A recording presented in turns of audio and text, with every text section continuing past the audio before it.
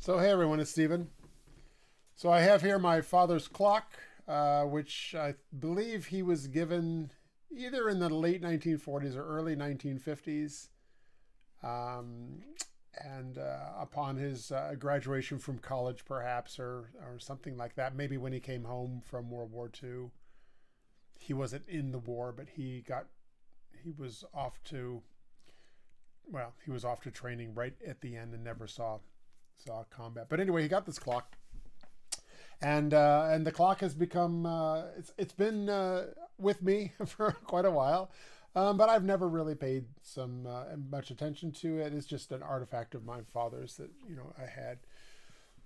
But time has taken a bigger importance to me in the last week, and it's because of a progression in my thinking on the intersection of physics, theoretical physics, and theology. Part of my project is to say you can arrive at God from a pure physicality stance through a theoretical physics intersection. And so I was always, well, in previous videos you'll see, I was always sort of hoping that gravity was this non-quantizable thing, and when gravity is non-quantizable,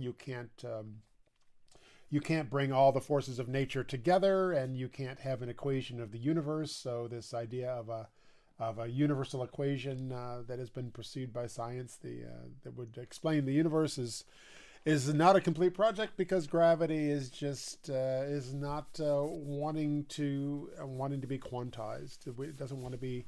There is no graviton particle that mediates the force of gravity. Gravity appears to be simply a relational space-time activity. So that has implications because God's love is the ultimate relational activity, or love in general. And I suppose if you believe in God, then God's love is the maximum of that idea of relation. And He's got a project of maximizing love in the uncreated and created universes, and we are the result of a long a long evolution of trying to come up with the creature that could freely love, could understand God and freely love God back.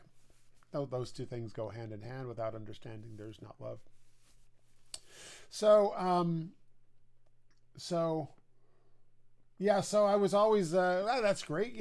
Gravity is like this pure relational thing, just like love is a pure relational thing. And maybe the force of gravity is, because it's non-quantizable and pure relational, that it's a signpost of God's existence. So if you've lost hope in love and don't no longer see it, well, you have gravity as a as a fallback position, that relationality that was created by God. Because what is gravity? So we don't know how it was created, so it's created by God.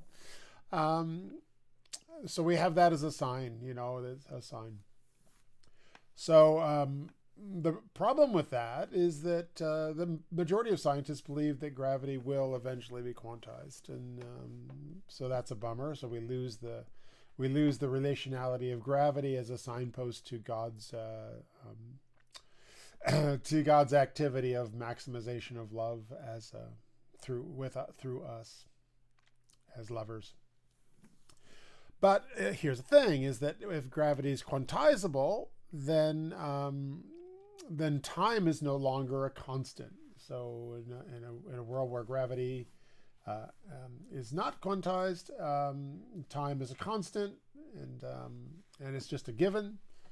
So universe is set up with that constant, and gravity becomes a relational thing. But if gravity is quantized, then we can think of space-time as an emergent property of the universe, and therefore time becomes a purely relational thing. Or not therefore, but in the theory, time becomes purely relational in the way that gravity was. So gravity is no longer, because it's quantized. So now it's not in that purely relational state. It's in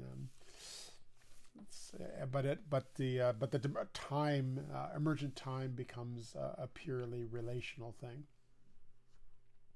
So therefore the clock, right? So I've lost gravity as a sign of God's love, but I've gained time as this pure relational thing, as is God's love. And if you've lost hope in love, you can not lose hope in. Well, you can always be assured that something like it exists because there is time existing in the same sort of way. So God sets the pace of the universe, and that pace leads to the universal constants that we have, and leads to us, and leads to the completion of the project of maximization of love. And that only happens because time proceeds at the rate that it does, and if you have that relationality, then you have the relationship between what God needs to produce the maximum love and the rate of times passing that produces that love. So it all works out in a nice package that works with theoretical physics and works with theology. If you have this type of theology where God's love is the thing.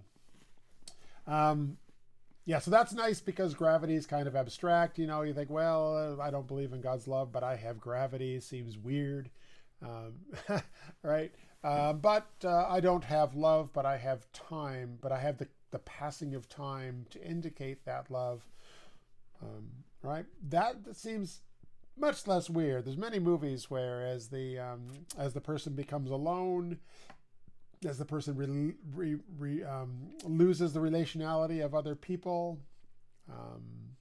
the cabin in the woods or the recluse in the house, that the ticking of clocks becomes a part of what happens in the scenes in the movies. That time becomes this evident passing, and I would say, well, there you have a nice way of showing that we kind of believe that, right? That is. That time is a sort of a substitute, or time is the substitute that happens. You notice the passing of time as you lose the relationality of the people that you love in your life. Or if you lose the relationality of God, then suddenly time's passing becomes much, much more evident. So that's really good. So time as a signpost towards God's love is something that we already feel comfortable with in a way that gravity didn't. So I suppose in the end it's good. Gravity is quantizable. My old project goes away, but the new theory comes in that it's the time that is the indication of God's love. God sets the pace of time, which sets up the universal constants, which leads to a universe that can support us. Which leads to God's project being completed as long as we do return God's love freely, and if we're having trouble in all of that, we can be consoled by the passing of time, and the rate of the passing of time as proof that all this is really going on. And on top of that, I got Dad's clock, which right now this is an old clock that it ticks, but right now it's not ticking because it needs a little repair. So I'll be doing a repair on my dad's clock to get the thing ticking again, and so that I can have a nice signpost towards God's relational love sitting here in my room. And when I'm feeling lonely from relationships, then I will have the ticking of the clock to remind me that those relationships still exist. So that's it for today. Thanks.